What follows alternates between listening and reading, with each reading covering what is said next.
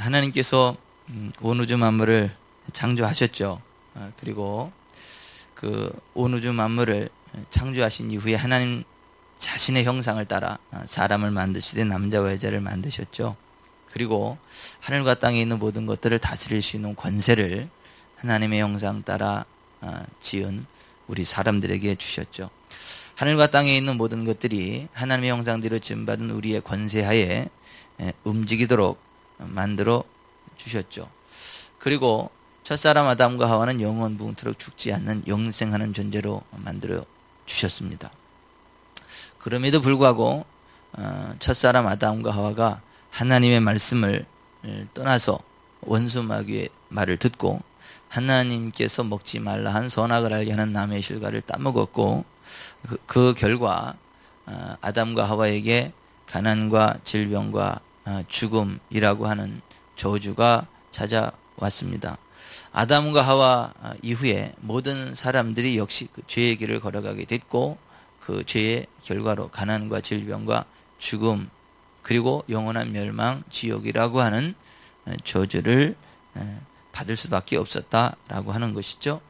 그럼에도 불구하고 자식이 못났다고 자식을 포기할 수 있는 부모가 없는 것처럼 우리가 죄악된 길로 가서 저주의 나락에 떨어질 수밖에 없지만 하나님은 우리를 포기하실 수가 없어서 우리를 구원하기 위하여 메시아를 보내기로 작정하셨죠. 그리고 우리들의 죄의 문제를 해결하고 우리들을 모든 저주로부터 자유케 할 메시아를 보내주기로 계획을 세우셨고 그 약속을 해주셨는데 죄 없는 사람으로 오실 메시아, 여자의 후손이 올 거다 라고 하는 것을 말씀하셨습니다. 창세기 3장 15절에 그 뱀에게 말씀하시기를 내가 너로 여자와 원수가 되게 하고 너의 후손도 여자의 후손과 원수가 되게 하리니 너는 그의 발꿈치를 상하게 할 것이요 그는 내 머리를 상하게 할 것이다 라는 말씀을 하셨죠. 그 여자의 후손으로 오신 메시아가 예수 그리스도이십니다. 예수 그리스도가 이 땅에 오시기 700년 전에 활동한 선지자가 이사야 선지자였는데 그 이사야 선지자를 통해서 또 한 번 예언하기를 보라 처녀가 잉태하여 아들을 낳을 것이요 그 이름을 임마누엘이라 하리라는 여자의 후손으로 오시는 처녀의 잉태로 이 땅에 오게 되실 메시아를 또 한 번 확증해 주셨다라고 하는 것입니다.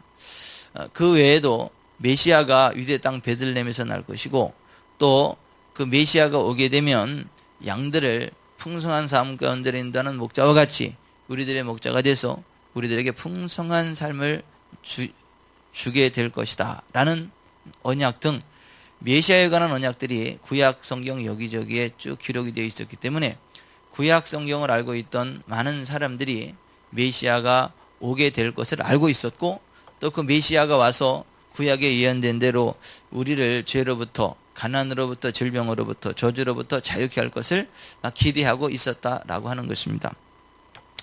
근데 지금으로부터 2013년 전 이때 예수께서 메시아로 구약에 예언된 메시아가 이 땅에 꼭 와야만 한다라고 하는 간절한 열망이 활활 불타오르고 있었는데 왜 그랬냐면 먼저 예수님이 이 땅에 오실 그 시점에 경제적인 어려움이 극에 달했다라고 하는 것입니다. 그때 당시 경제적으로 너무 어렵다 보니까 백성들이 먹고 사는 것조차 막 힘들게 되었습니다.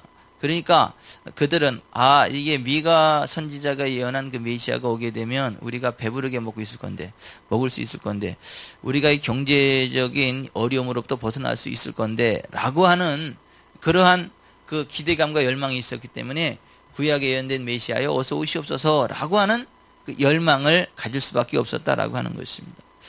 또 하나 그 당시에 전 세계를 지배하던 나라가 로마였는데요. 로마가 이스라엘을 지배하고 저변방 애굽까지 지배하는 아주 강국으로서의 면모를 과시하고 있었는데 그들의 압제를 받았던 그 이스라엘은 구약의 다윗과 같은 메시아가 와서 로마를 뒤집어 엎고 그들을 로마로부터 자유케 하고 오히려 주변 나라들을 다스리고 정복하고 조공을 받는 다윗왕과 같은 그러한 시대가 올 것을 기대했고 다윗왕과 같은 메시아가 올 것을 열망할 수밖에 없었다라고 하는 것입니다. 그들은 정치적인 자유를 주는 메시아를 고대하고 있었다라고 하는 것이죠.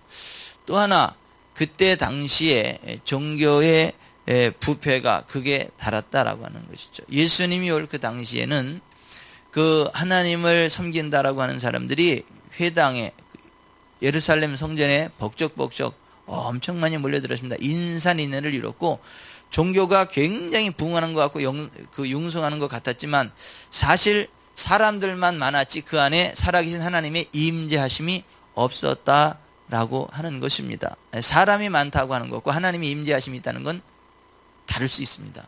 그러니까 예수님이 올 당시에 외적인 종교인들이 굉장히 많았습니다. 예루살렘 성전에 보면 항상 인산인해를 이뤘습니다.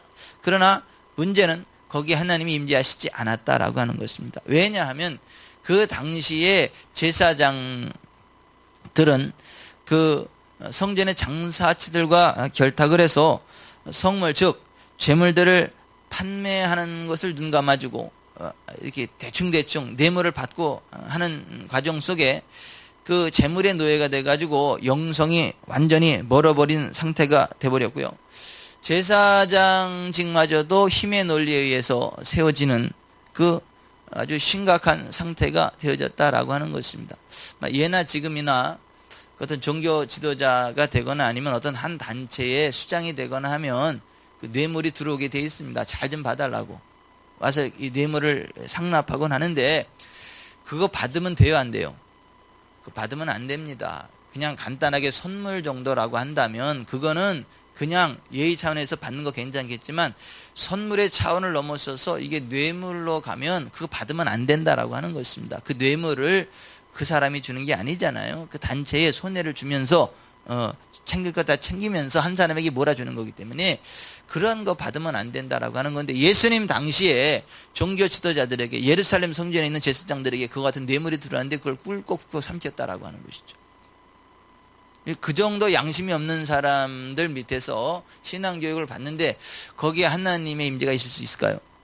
하나님의 임재가 있을 수 없습니다. 그러니까 종교적으로도 굉장히 겉으로는 융성했지만 실질적으로 하나님의 임재하심이 없는 강정과 같은 껍데기 의 모습이었다라고 하는 것이죠. 그러니까 종교적으로 부패할 대로 부패했던 그 당시 상황이었기 때문에 그런 것들을 알고 있었던 사람들이 메시아가 와서 진정한 종교를 회복시키고 진정한 믿음을 회복시켜서 하나님의 임재 가운데로 나가게 했으면 좋겠다라고 하는 열망이 또 있었다라고 하는 것이죠. 여러분, 종교가 타락을 하게 되면 하나님을 두려워하는 것이 없게 되면 윤리적으로 어떻게 될까요? 윤리적으로 타락합니다. 하나님을 두려워할 줄 모르는 사람은요, 베레벨 짓을 다 합니다. 그러니까 요즘 무슨 동성애를 주장을 하고 수간을 주장하고 이게 반성경적인 그리고 절대적인 윤리라는 것은 없다. 그냥 네 마음에 원하는 거 해라. 네 마음의 즐거움이면 뭐든지 해라 하고 방종을 조장하는 사람들이 반드시 이야기하는 캐치프레이즈가 있어요. 뭐죠? There is no God. There is no hell. There is no kingdom. There is no guilty. 하나님은 없다. 지옥도 없다. 천국도 없다. 죄책감 느낄 필요 없다.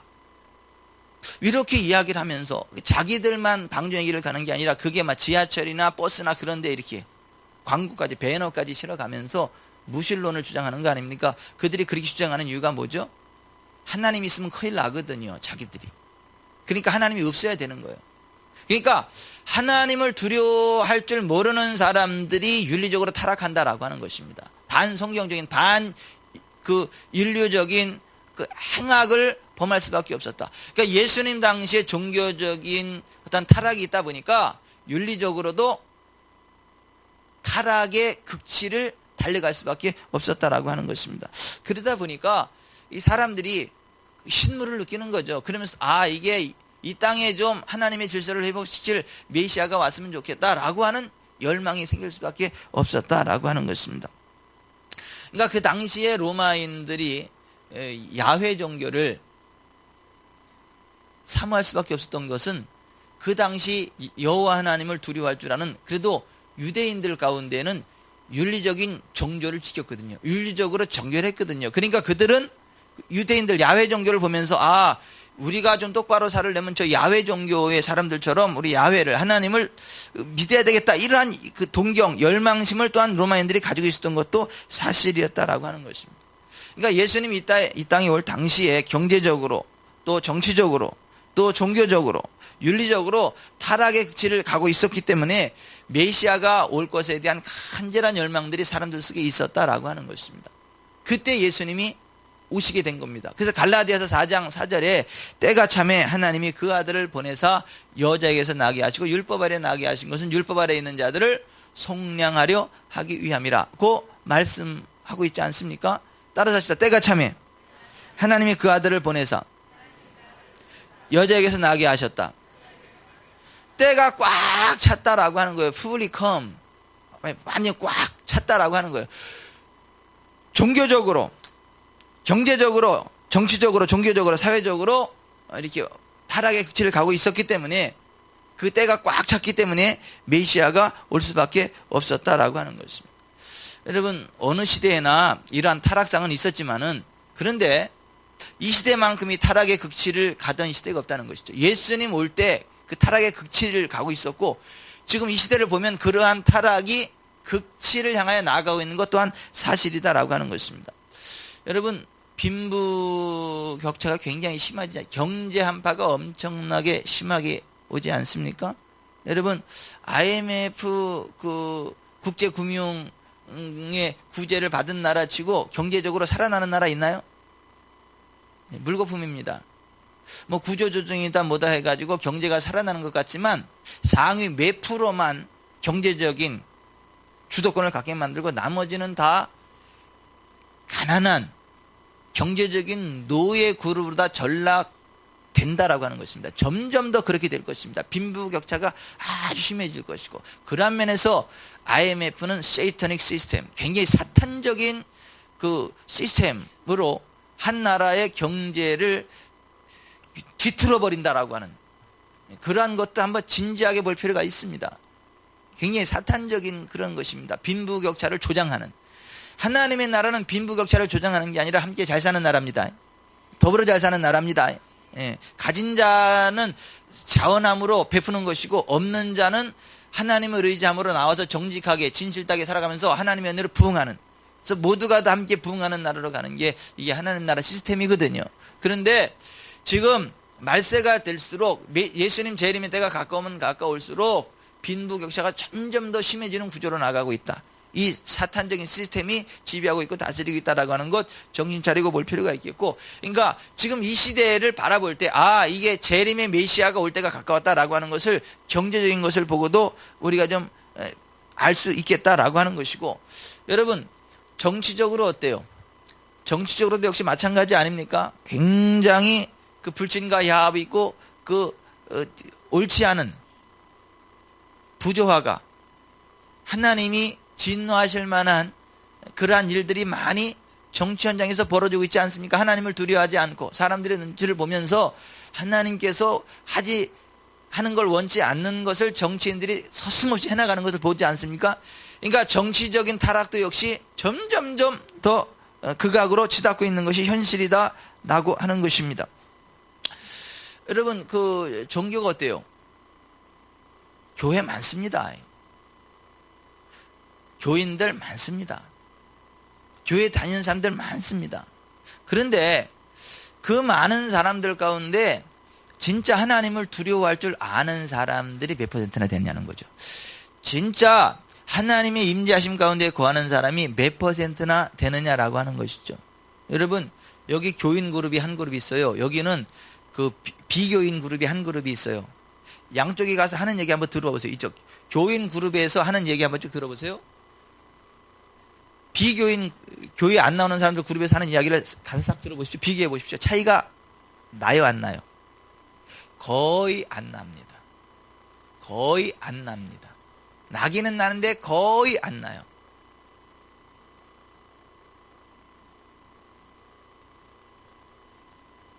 이 시대에 굉장히 많은 교인들이 있어요.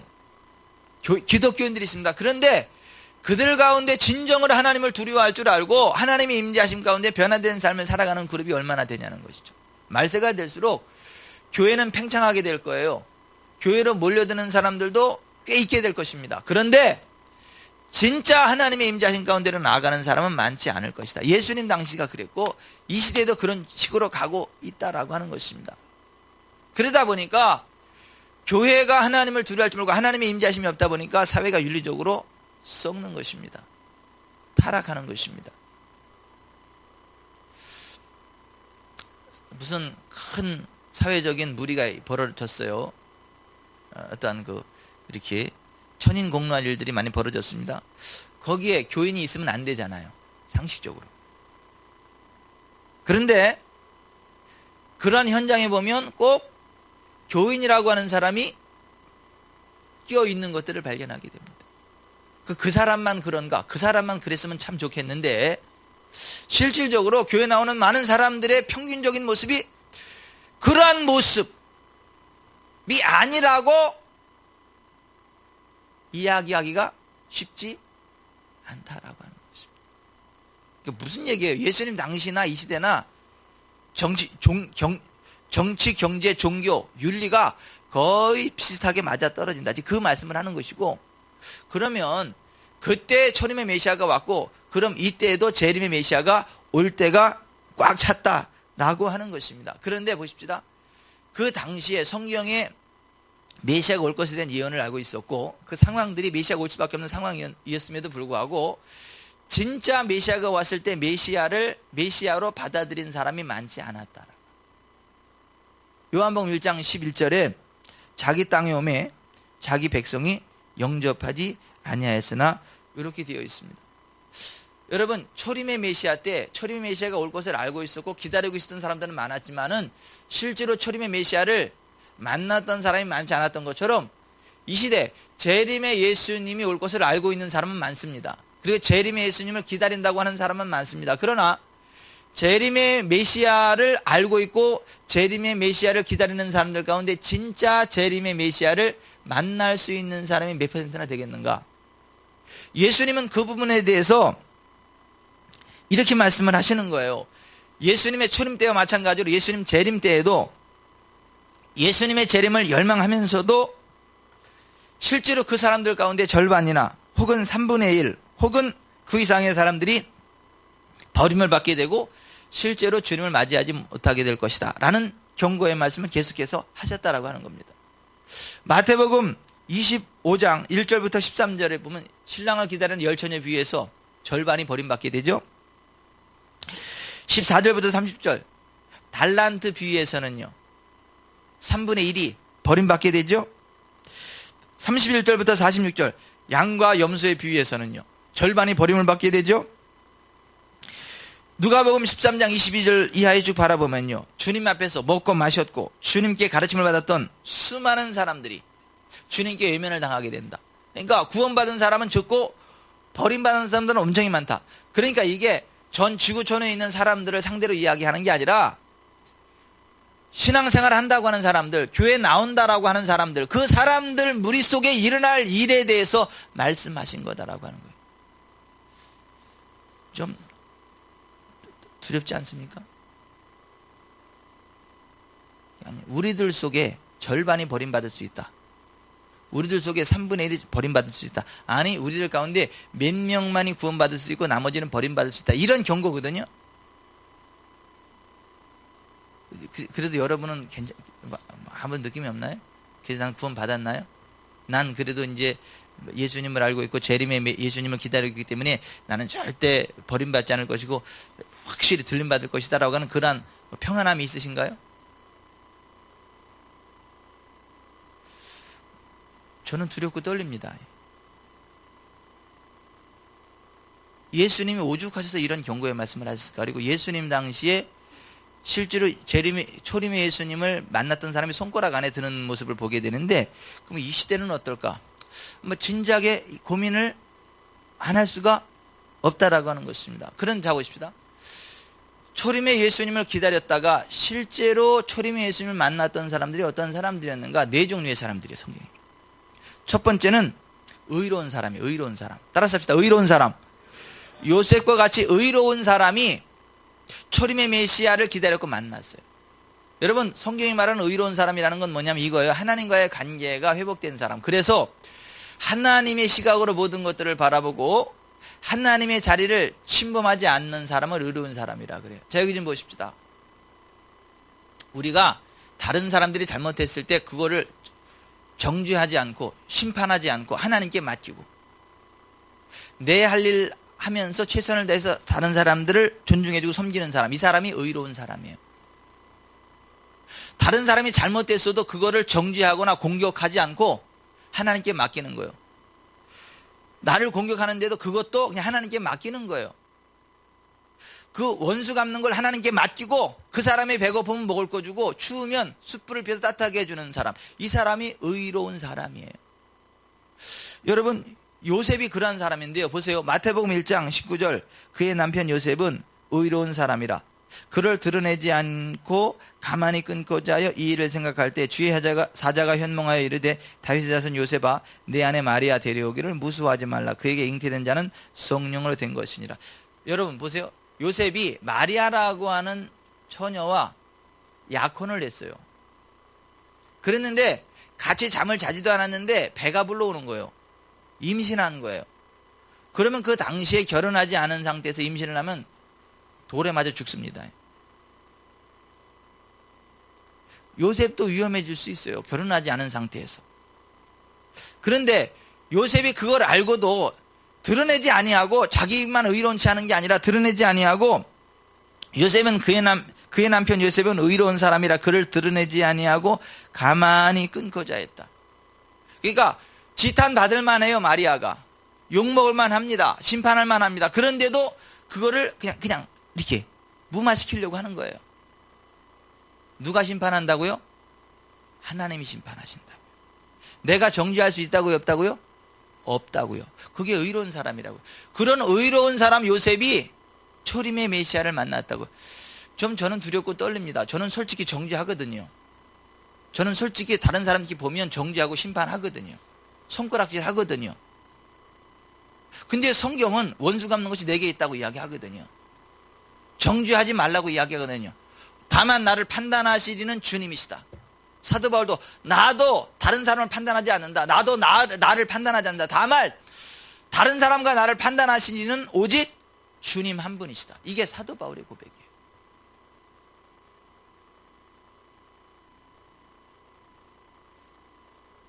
어떠신가요, 여러분은? 여러분은 의로운 삶을 살고 계신가요? 여러분, 의로운 하나님의 자녀 맞는가요? 지금 용감하게 아멘 하신 분이 한 분밖에 안 계세요. 진짜 우리가 요셉처럼 의로운 삶을 살아갈 때 재림의 메시아를 만날 수 있을 것이라는 경고를 가볍게 받지 마십시오. 또 초림의 메시아를 누가 만났느냐 하면 믿음의 사람, 하나님의 말씀으로 그대로 받아들이는 믿음의 사람이 맞이합니다. 그 사람이 누구냐? 마리아입니다. 마리아가 아직 결혼 안 했어요. 결혼 안 했어요. 남자하고 잠잔 적도 없어요. 그런데 임신을 하게 되는 겁니다. 임신하게 될 거라고 하는 것입니다. 어느 날 천사가 와가지고 마리아야, 무서워하지 말라. 네가 하나님께 은혜를 입었느니라. 보라, 네가 잉태하여 아들을 낳으리니 그 이름을 예수라 하라는 말을 하는 겁니다. 마리아가 깜짝 놀라서 가브리엘 천사에게 이렇게 이야기합니다. 나는 남자를 알지 못하니 어찌 이 일이 있으리까? 그때 천사가 말합니다. 대저 하나님의 모든 말씀은 능하지 못하심이 없느니라. 그 천사의 말을 들은 마리아가 즉시 이렇게 이야기를 합니다. 주의 여종이오니 말씀대로 내게 이루어지이다. 따라서 하십시다. 주의 여종이오니 말씀대로 내게 이루어지이다. 이게 의학적으로 안 맞고 과학적으로 안 맞지만은 하나님이 그렇게 말씀하시면 그건 그렇다. 그게 내 그대로 이루어지기를 원합니다라고 아멘으로 고백했다는 것입니다. 그랬더니 그 말씀이 그대로 이루어졌다는 것입니다. 그 마리아가 초림의 메시아 예수님을 만난 거예요. 여러분, 고린도서 1장 20절에 하나님의 약속은 얼마든지 그리스도 안에서 예가 되나니 그런즉 그로 말미암아 우리가 아멘하여 하나님께 영광을 돌리게 되느니라. 우리를 너희와 함께 그리스도 안에서 굳건하게 하시고 우리에게 기름을 부으시는 하나님이시니 그가 또한 우리에게 인치시고 보증으로 우리 마음에 성령을 주셨느니라. 여러분, 어떤 사람들이 초림의 메시아를 만났고 재림의 메시아를 만날 수 있느냐면 하나님 말씀 앞에 아멘으로 반응하는 사람, 하나님 말씀에 예 그렇습니다라고 반응하는 사람, 그러한 사람만이 초림의 메시아를 만났고 재림의 메시아를 만날 거다라고 하는 것입니다. 여러분 어떻습니까? 하나님 말씀 앞에 아멘, 예 그렇습니다로 반응하십니까? 아니면 하나님 말씀은 말씀이고 현실은 현실이고 그냥 한자라 깔고 하나님 말씀을 여러분의 생각으로 재단하는 위치입니까? 아니면 성경 말씀을 그냥 1.1획도 변하면 하나님 말씀으로 알고 말씀이 그러면 그건 그런 겁니다 하고 아멘 하면서 나아갑니까? 마리아와 같이 과학이나 의학이나 그런 상식을 따라 사는 사람이 아니라 하나님의 말씀 앞에 아멘으로 반응하는 사람만이 초림의 메시아를 만났고 재림의 메시아를 만날 수 있다라고 하는 것입니다. 여러분 어떤 사람이 또 초림의 메시아를 만났고 재림의 메시아를 만날 수 있는 사람입니까? 경건하고 의롭고 경건하여 성령 충만한 사람. 따라서 하십시다. 의롭고 경건하여 성령 충만한 사람. 오늘 본문 시므온이라고 하는 사람이 그러한 사람이에요. 25절 보세요. 예루살렘에 시므온이라는 사람이 있으니 이 사람은 의롭고 경건하여 이스라엘의 위로를 기다리는 자라. 성령이 그 위에 계시더라. 그가 주의 그리스도를 보기 전에는 죽지 아니하리라 하는 성령의 지시를 받았더니 성령의 감동으로 성전에 들어가매 마침 부모가 율법의 관례대로 행하고자 하여 그 아기 예수를 데리고 오는지라 했습니다. 이 시므온이 초림의 메시아를 만났거든요. 의롭고 경건하여 성령 충만하고 성령의 지시를 받았던 사람, 성령의 음성을 들었던 사람이, 이 사람이 초림의 메시아를 만났어요. 여러분 재림의 메시아를 누가 만납니까? 의롭고 경건하여 성령 충만하고 성령의 지시를 받는 사람, 성령의 음성을 듣고 받아 적는 사람. 또 뭐 그런 얘기를 하세요. 그냥 기록된 성경만 있으면 되지 뭔 또 성령의 음성을 듣는다고 말씀합니까? 그러지 마세요. 이때는 성경이 없었어요? 있었잖아요. 메시아를 보기 전에 죽지 않니라는 성령의 음성을 들었잖아요. 받아 적었잖아요. 여러분은 항상 기도할 때마다 종이하고 볼펜을 가지고 있다가 기도하다가 성령께서 하시는 말씀 받아 적으시나요? 뭘 받아 적으니 기도했으면 됐지. 그래요? 기도할 때는 항상 종이하고 볼펜을 가지고 기도를 하시는 거예요. 주님이 주시는 음성을 받아 적어야 되니까. 이거 봐, 아멘이다 출장 가셨잖아요. 아니 시몬이 그와 같은 사람이었어요. 그렇다 해서 귀신 소리 듣고 이런 거 말고요. 성령의 감동하심을 따라 성령께서 주시는 그런 음성을 따라 메시아를 보기 전에 죽지 않는다는 이러한 성령의 음성을 들었던 사람이 시몬이에요. 성경의 기록뿐만 아니라 실제로 성령께서 개별적으로 이렇게 주시는 말씀을 받았던 사람이 시몬이에요. 그 사람이 초림의 메시아를 만났고 재림의 메시아를 그런 사람이 만난다.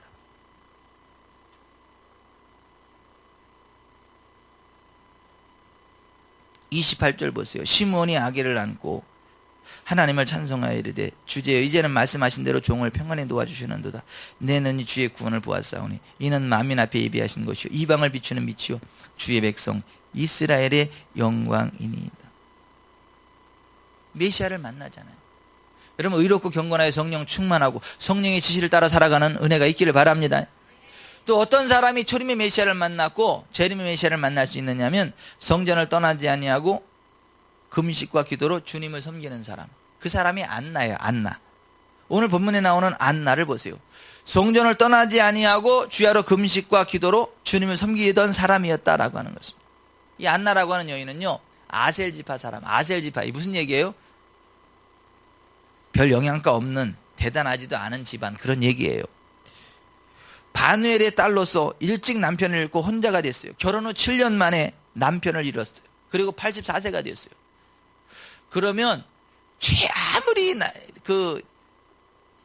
짧게 잡아도 77년을 하루같이 성전에서 주님을 섬기는 삶을 살아왔다라고 하는 거예요.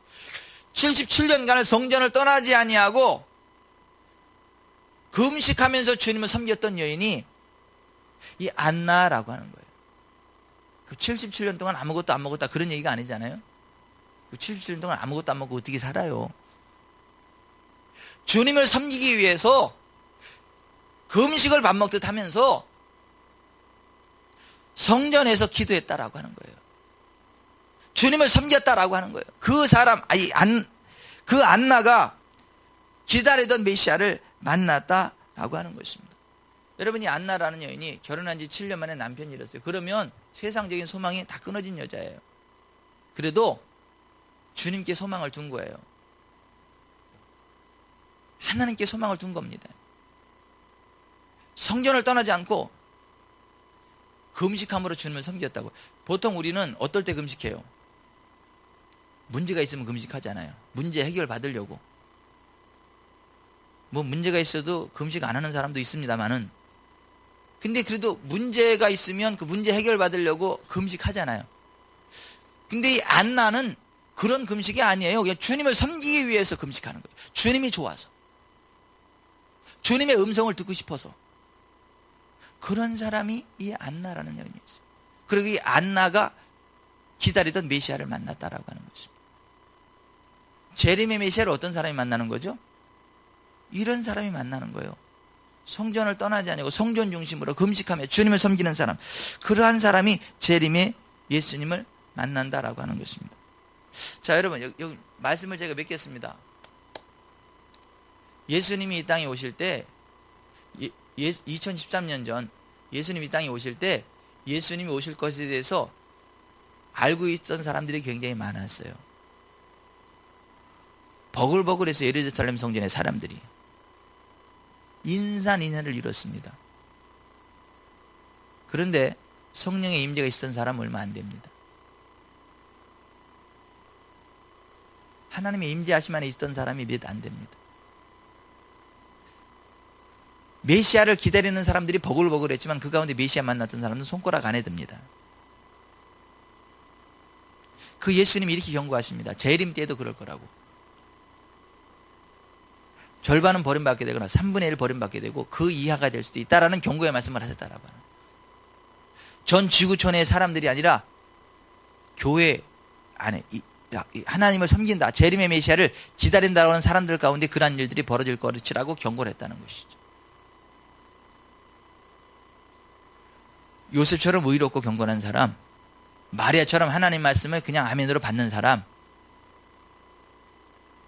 시므온처럼 의롭고 경건하여 성령 충만하고 성령의 지시를 받는 사람, 안나처럼 성전 중심으로 금식함으로 주님을 섬기고 주님께 모든 소망을 두고 살아가는 사람, 그러한 사람이 재림의 메시아를 기다릴 뿐만 아니라 만나게 될 것이다. 오늘 이러한 모습이 저와 여러분 가운데 회복되기를 바랍니다. 이러한 모습으로 재림의 예수님을 기다리기를 바랍니다. 그리고 기다릴 뿐만 아니라 진짜 만날 수 있기를 바랍니다. 근데 성경은요, 이렇게 이야기를 해요. 주께서 호령과 천사장의 소리와 하나님의 나팔로 친히 하늘로부터 강림하시리니 그리스도 안에서 죽은 자들이 먼저 일어나고 그 후에 우리 살아남은 자들도 그들과 함께 구름 속으로 끌어올려 공중에서 주를 영접하게 하시리니 그리하여 우리가 항상 주와 함께 있으리라. 그때에 두 사람이 밭에 있으면 한 사람은 데려가고 한 사람은 버려둠을 당할 것이요, 두 여자가 맷돌을 갈고 있음에 한 사람은 데려가고 한 사람은 버려둠을 당할 것이니라. 그러므로 깨어 있으라.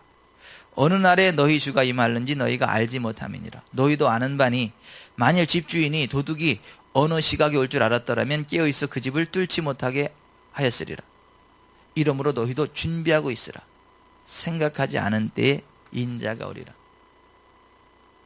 여러분, 세상에 도취돼서 종교 생활하고 있지는 않으신가요? 진짜 성령의 감동하심 가운데 성전 중심으로 성령의 음성을 듣고 모든 소망을 하나님께 걸고 살아가는 오늘 본문의 사람들처럼 그러한 모습인가요? 아니, 이게 굉장히, 여러분 뭐 가슴에 손을 얹어보세요.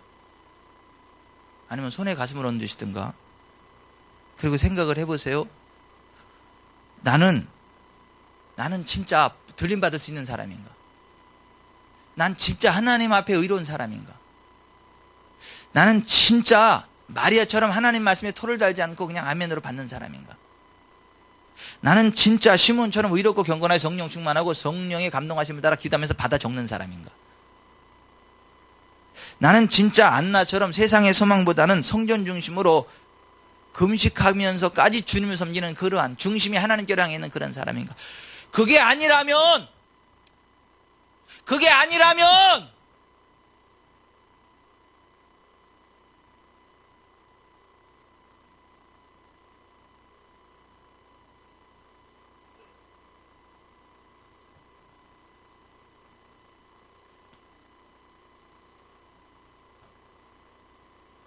주께서 호령과 천사장의 소리와 하나님의 나팔로 친히 하늘로부터 강림하시리니 그때에 두 사람이 밭에 있으며 한 사람은 데려가고 한 사람은 버려둠을 당할 것이요 두 여자가 맷돌질을 하고 있으며 한 사람은 데려가고 한 사람은 버려둠을 당할 것이니라. 그러므로 깨어있으라. 어느 날에 너희 주가 임할는지 너희가 알지 못함이니라. 너희도 아는 바니 만일 집주인이 도둑이 어느 시각에 올 줄 알았더라면 깨어있어 그 집을 뚫지 못하게 하였으리라. 이러므로 너희도 준비하고 있으라. 생각하지 않은 때 인자가 오리라. 기도합시다.